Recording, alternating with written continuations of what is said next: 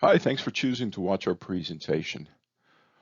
This was first presented at the Instructional Systems Technology Conference in Bloomington, Indiana, March 4th, 2022. I'm Dan Hickey. I'm a professor with the Learning Sciences program at Indiana University. This is based on an article that I wrote with Trip Harris that is published in the journal Distance Education. If you look at the bottom, there's a link to a resource page, a bit.ly page, that has a recording of this recording, as well as the paper that it's based on and several other relevant papers.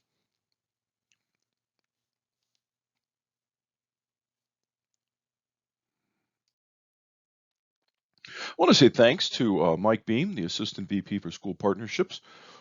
Trip and I are supported by a grant from the Indiana Department of Education, through the Indiana Department of Education, from the Governor's Emergency Education Relief Fund. These are CARES Act funds. I want to thank Stacy Maroney, currently the Dean of the IU School of Education, but previously the Deputy VP of Learning Technology, for several internal grants that really laid the groundwork for the work that I'll be talking about today.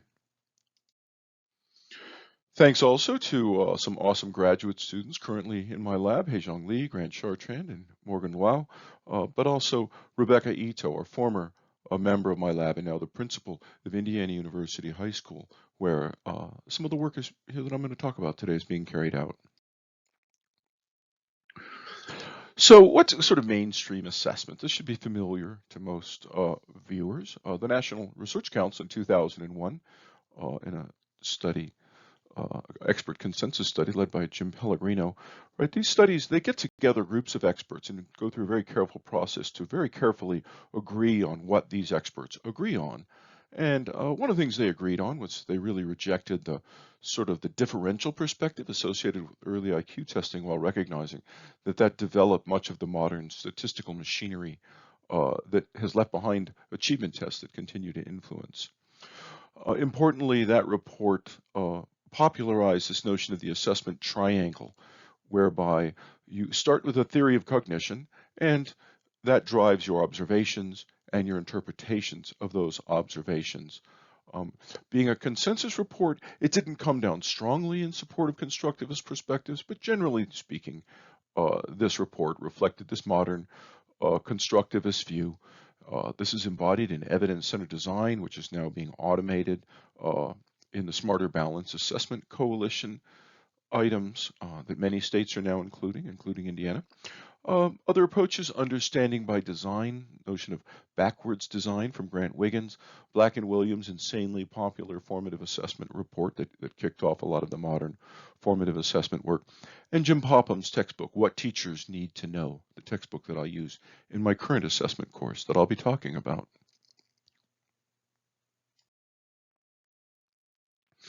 What I'm going to show you today, what we're going to show you today, is really an alternative to alternative assessment. Now, that term's been around since the early 90s. Generally speaking, performance and portfolio assessment has been presented as an alternative to multiple choice achievement tests. It's not really alternative anymore, but my work in this regard is really shaped by what I witnessed at ETS in the 1990s at the Center for Performance Assessment, where the assessment reforms that I sort of moved there to work on kind of evaporated in 1 year for important reasons that I don't have really time to get into today, but uh, briefly, they were really expensive. They didn't improve learning, and they had very low reliability and questionable validity. So my concerns with what I saw then led me to think about new solutions, to new ways of thinking about assessment, drawing on newer situative theories of learning. So it's been 25 years thinking about this, as well as motivation assessment with funding from the National Science Foundation, the DOE, Indiana University, and Google. And I've had the privilege of working with leading technology innovators, doing assessment, formative and summative assessment within those technologies. And I began doing this work online in 2009. And at its core, situative theories really provide a broader view of what counts as learning rather than what's inside of somebody's head. You really primarily think of what's happening in contexts and cultures and treat what's inside of people's heads as sort of special cases of culture. Um, I've learned over the years that it really does offer some new solutions to enduring challenges. And so this talk today is about the enduring challenges of assessment, and particularly assessment in online settings. Done this in a range of settings. I worked with the original Sakai learning management system, followed IU's move into Canvas in my own courses. I got a grant from Google to do a course in their Google Course Builder platform. Worked with a bunch of folks in California developing courses for K-12 networking analysts, and then finally work that's continuing ongoing in Indiana University High School. So one of the challenges that we're reimagining is summative online testing, right? So you don't want to reduce courses to test prep. It's bad. But teaching to the test remains a really big problem. It always has been. Um, and when you move to online, this becomes an even bigger problem because you can no longer really easily administer open book exams. Um, And what we know from the research that it's pretty clear that a lot of students learn that they can basically skip assignments and wait until they get to the exams and figure out what they need to know to pass the exams, on your sort of take-home exams. And that's really pretty problematic, especially it's one thing if they're looking up the answers in the books, but it's really bad if they're looking up answers in Google.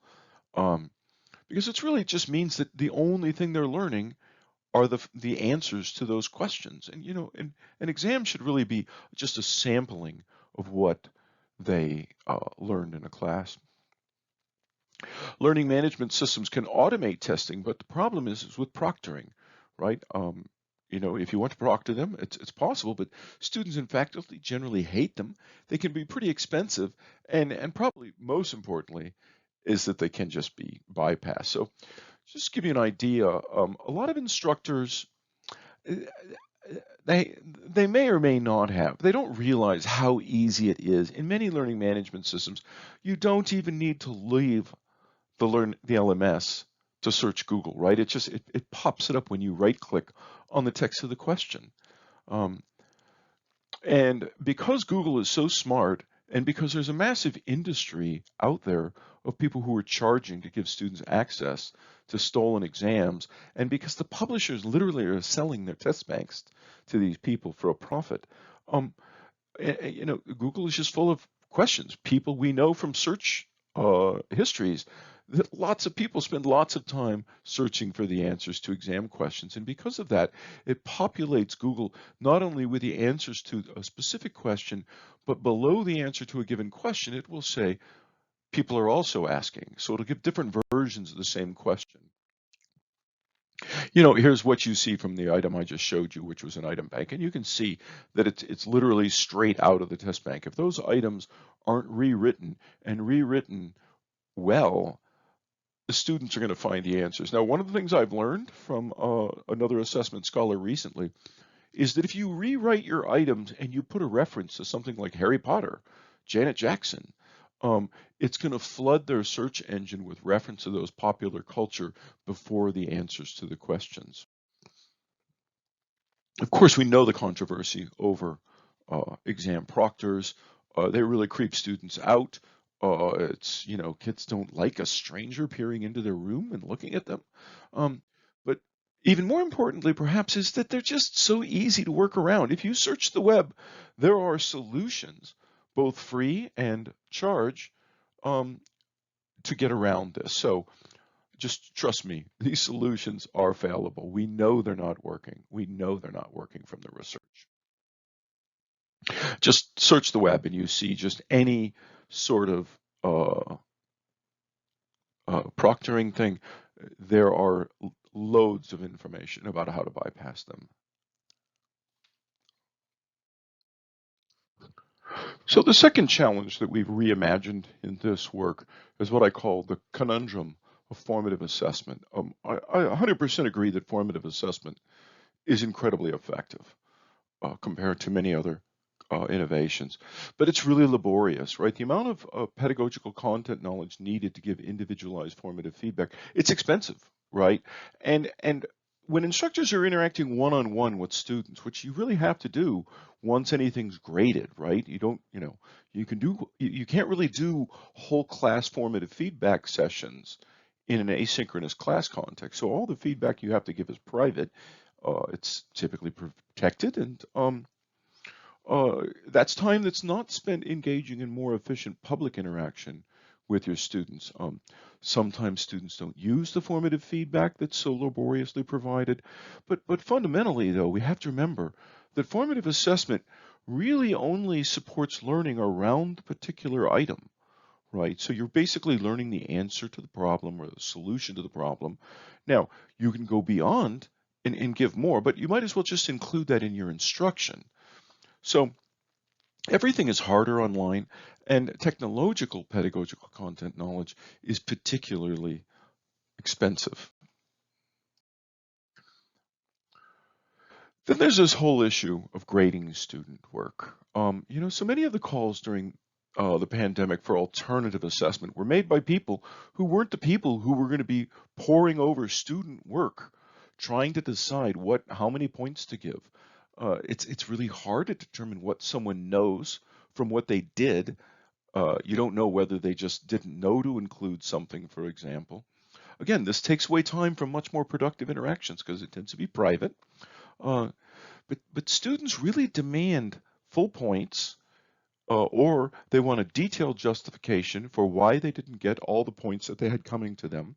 They demand individualized feedback on interim artifacts. Sort of, is this what you want? Did I do it right? Because if you didn't tell me to put it in here, then it's your fault that I didn't get a perfect score. But there's other fundamental issues with the validity of what measurement theorists call task-driven assessment, um, and with fairness. People get help. More advantage, more resource people can call on tutors, friends, family to help them out to create the things that get graded. There is some argument that racial bias is actually a big factor in portfolio assessment.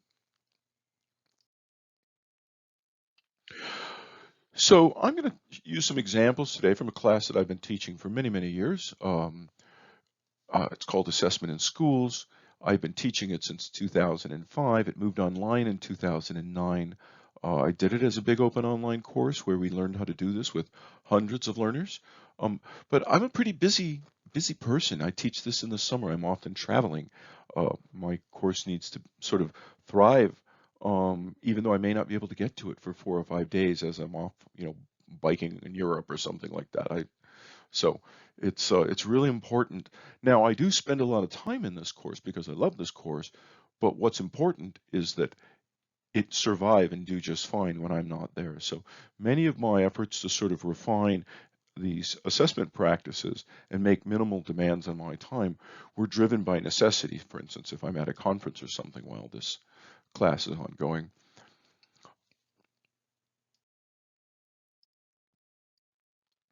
So I'm going to just quickly go through some examples. I'm using examples from Morgan's engagement in this class last summer. This is what we call a wikifolio. These are just public assignments that students complete in Canvas.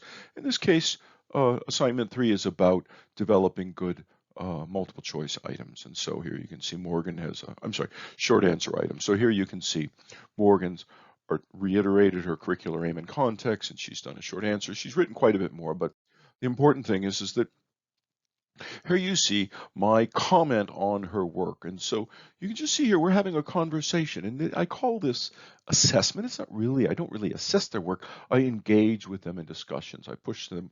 I make sure that they know we're reading it. I engage with threaded discussions with other students that emerge on each of the work. Part of the assignment is to look at peer work. At the second level, these are the prompts for the reflections. And so there you can see there's uh, 5 different prompts. These have been very carefully worded over the years. These draw strongly from Melissa Grisolfi's notion of consequential engagement. Um, right, so contextual engagement, for example, is, how well suited was your curricular aim? Right, so when you get to portfolio assessment and the math teachers realize that it's really hard to develop portfolio assessments for mathematics problems. They're really learning something important about portfolio assessment. Collaborative engagement, how'd you do with others? Consequential engagement, what are you going to do differently in the future now that you learned this? Conceptual engagement is when you completed the formative assessment, which they do before this, did you have any trouble with any other concepts? Did you struggle with anything? So these importantly are serving a proleptic function. They shape future engagement because students know that they're going to have to respond to these prompts when they complete the assignment, so they engage accordingly. And then finally, cultural engagement. We spent a lot of time wordsmithing the wording here. We're really trying to get students, invite students to talk about how their uh, personal factors shaped their engagement. But importantly, we're not requiring them to speak for any particular group that they identify with.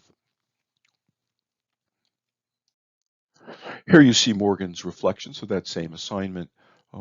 This is not a huge deal, but importantly, uh, if these are complete and coherent, and they completed all of the required elements of the assignment, they get full points. So I spend almost no time grading, right? My comments usually say, great job, look at my comments. So I spend maybe 10 minutes grading in this particular class, and literally, 95% of my time is spent engaging in public interaction with students. To the third level, here's one of these self-assessments, right? So notice that the explanation kind of goes beyond what was needed to write the right answer. So if you do this right and that students think hard about what they know, then they go off and use resources to learn more, write an answer, then look at the answer, this detailed answer. You've really positioned them perfectly to really learn a great deal very quickly and very efficiently about the particular concept.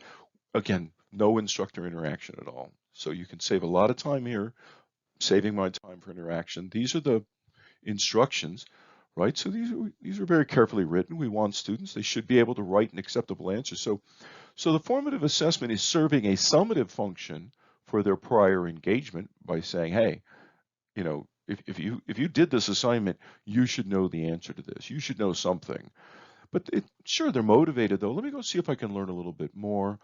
But importantly, we let them know that if you don't engage with this seriously, you're not going to be prepared for the final exam. And on to level 4. So this is examples of the items from P507.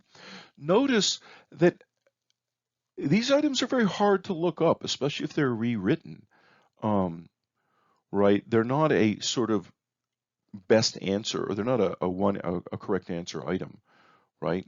They'd have to sort of look up each of those 4 answers on those 4 statements on the left to make sense of it. So the bottom line is if you didn't engage with the assignment and you really don't understand validity in this case, there's no way you're going to be able to look that up in the 2 minutes that we provide you.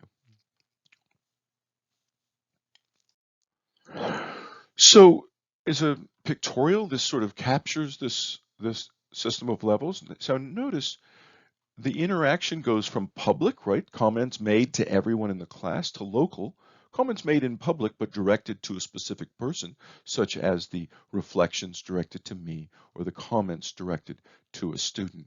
Private interactions, well, those are what happen in the formative self-assessment. That's carried out in private. There's no reason for that to be public.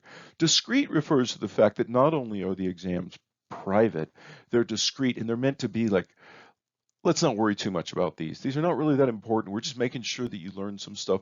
As long as you completed the assignments, you're going to do fine. We don't use the exams to drive the curriculum. So notice that the orientation goes from very specific interactions to larger activities to the curriculum to standards, bigger and bigger scopes of knowledge. They go from very informal to very formal, and they capture learning across time scales that go from hours to days to weeks to months. So now I'm going to move on to these 10 situative assessment design principles. Um, these are elaborated much greater length in the paper. You can find that paper again at the resource page at the link below.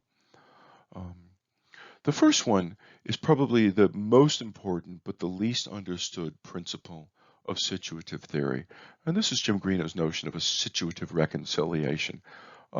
Most cognitive approaches generally reconcile individual and social activity by assigning, by aggregating, right? So they think about social practices by aggregating individual assumptions. So you have Bandura's self-efficacy turning into the notion of collective efficacy.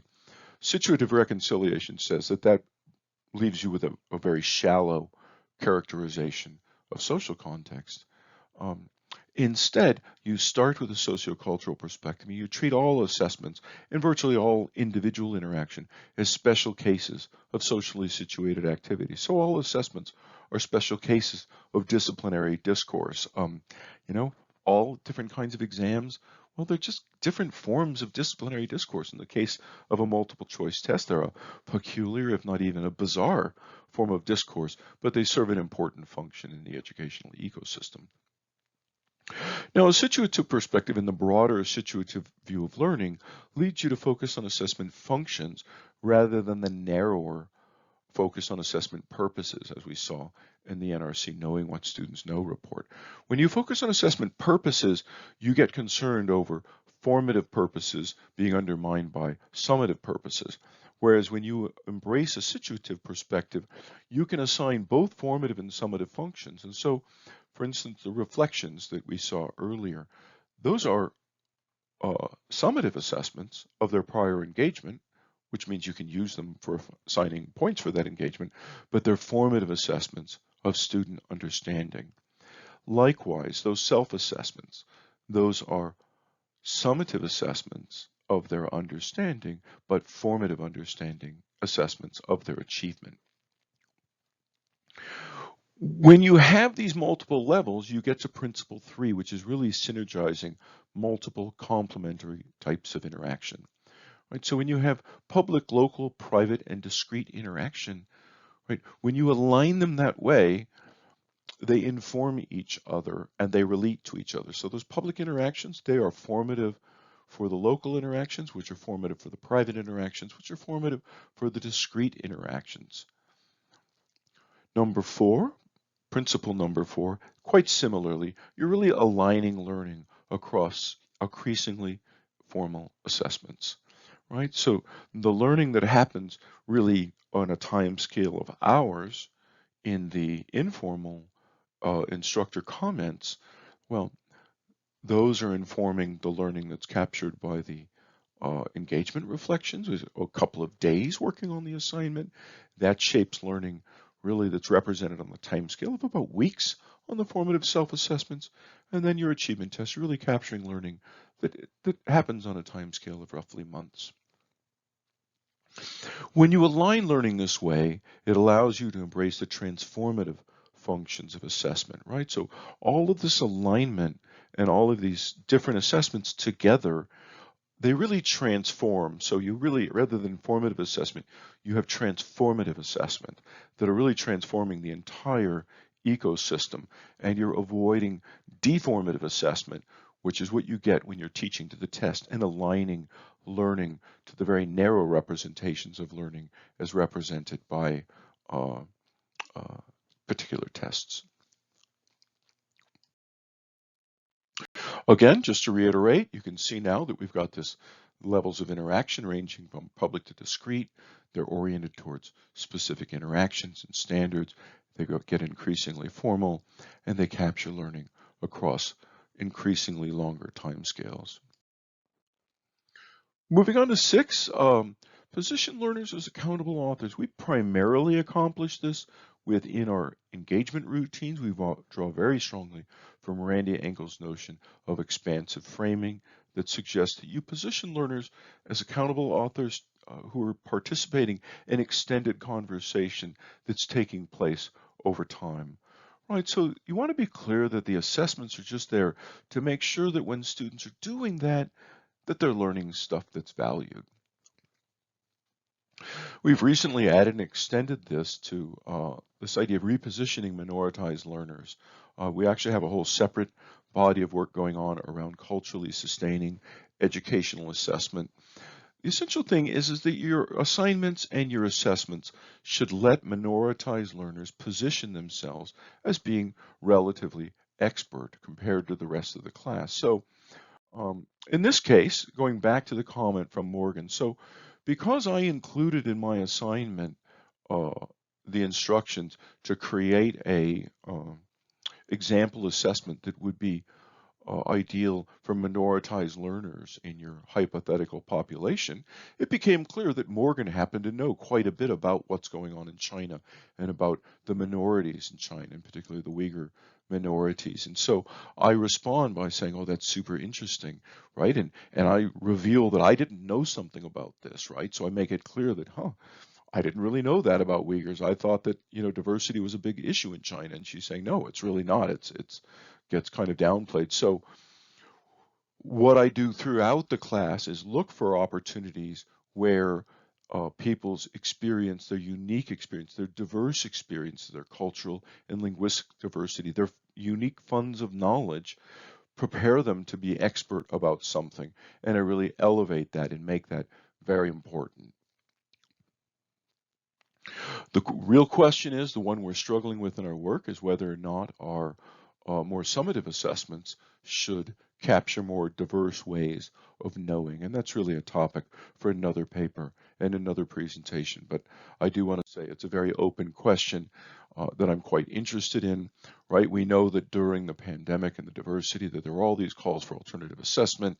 I previously viewed high stakes accountability tests as being inevitable, but we really do have to grapple with whether or not tests really reproduce sort of racist and colonial representations of disciplinary knowledge. You got a lot of work to do in this regard, but we just want to be clear that during the pandemic that this shift to alternative assessment may have actually harmed minority students far more than it helped. Moving on to principle 8. So this really gets at the validity of your assessments. And I mean validity in a very traditional sense, that they are valid for making the claim that these learners have mastered a particular body of knowledge. It's when we say achievement test, that's what we mean, that they have achieved mastery of a domain of knowledge because they on items that sample the universe of items that could be drawn from that knowledge, that they performed relatively well. So again, I just want to reiterate, you have to make sure that your summative assessments are not easily searchable. You want to use learning management system, the quiz tools. If you don't know what the discrimination function is, this is just whether the item stands together with the other items in terms of that students who get this item correct also get all of the other items correct. And again, just to reiterate, I'm going to say it again, I have it there twice. You want to make sure that the items can't easily be searched. And when you check the searchability of your items, it's important to search not only the stem, but also the answers, because the students know that if they search for the answers, it'll pull up the stem. Again, a little trick that I've learned recently is if you rework your items to include references to popular culture, Google will flood the inbox or the search screen with references to popular culture rather than ostensible answers to the items. Right, so this is a good example of the uh, LMS Canvas of how it handles. You can see there that it's a D of 67%. So it's telling us that the 10 students who answered this item correctly, it's just a coincidence that it's 0.67 there and the D is 0.67. But what it's telling us is that the 5 respondents who did not get this item correct did far worse on the exam overall than the 10 who got it correct. 0.67 is a very good D. That's also a very difficult item. Right? And so that's a good item for really differentiating. And you can see if you just look at that item, that's a pretty difficult item. You're not going to find the answer to that item on Google in 2 minutes if you didn't study. Now, moving on to number 8. So that was validity. 9 and 10 concern credibility. This is often referred to as face validity. Um, you really want the scores to be credible and that you want also to be efficient. This gets at this idea of not grading student portfolios for evidence of knowledge, but rather for evidence of engagement. Rely on a summative exam for evidence of knowledge, but you don't spend too much time, scrutinizing completed student work for evidence of knowledge. Now, for credibility of students, this is really important because the alignment of learning across levels, right? So students recognize that the formative assessment was aligned to the assignment, and they recognize that if they do well on the formative assessment, if they make sure that they use the formative assessment as a sort of check of their knowledge, they're going to do fine on the summative exam, right? So this minimizes students' arguments over their scores. Um, it minimizes their disgruntlement, right? Now, one of the things about protecting the validity, this is a tension in this approach, really in all approaches. One of the ways to enhance the validity of your summative assessments is to not share the answers with students, because they can, if they do, they can share the answers with their peers. So if you give the items one at a time and you only give them their overall score, but not the exact answer to the score, you're not going to have answer keys floating around among your students or shared online, because students really might not know what the correct answer is. So on the other hand, that does create some tension, because some students will complain that they want to know what the correct answer is. They want to challenge you on some of the items. They're going to say things like, there could have been more than one correct answer. Well, that's true, but as long as the discrimination function is there and is high, it's clear that the students who did better overall could see which of the two potentially correct answers was the correct one. This is what professional item writers do on the SAT and things like that. Students kind of don't expect that on exams. They expect best answer items that they can really be certain about. So, or I'm sorry, they expect correct answer items. And so that's a minor downside. But when you do this alignment, the students recognize that, when they don't do well, they recognize that their peers were engaged more than they were. And one of the examples that I often use if I do get complaints from students is I just pull up their engagement index, and usually the students who have gotten a poor score on an exam, I can show them that they've engaged much less than the students who got good scores. But I also, though, get around this when I say using discrete final exams. I Each exam in this particular course is only worth 10% of their grade. So the exams are averaging around 80% correct, no more than one student getting a perfect score. And so even a student who does really terribly on the exams uh, might still get a B or possibly a C. Um,